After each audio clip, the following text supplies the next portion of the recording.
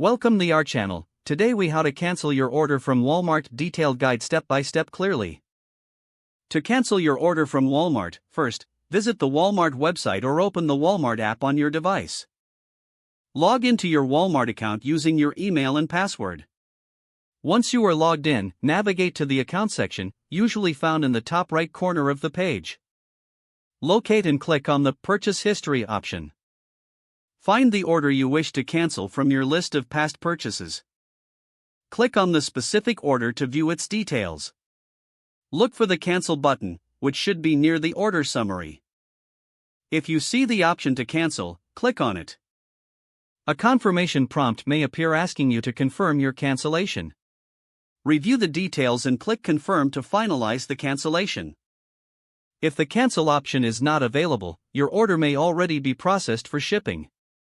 In this case, check the shipping status for your order.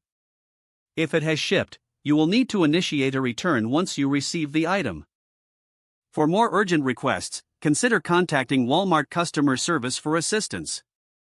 They can provide further guidance on your order cancellation process.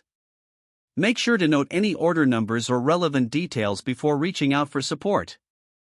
This process will ensure you can effectively manage your Walmart orders. If the page does not load, refresh the browser or try again in a private or incognito window. Make sure you are using the correct email address, then retype it carefully to avoid small typos. If your password is not accepted, use the Reset option and create a new strong password you can remember. Check your spam folder for verification or security emails, then complete any requested confirmation step. Enable two-factor authentication if available to improve account security and reduce unauthorized access risk. After signing in, review your profile details so your contact information and settings are accurate and current. If you see an error message, note it down and try again after restarting your device and internet connection. Log out when you finish, especially on shared devices, to keep your account and payment information secure.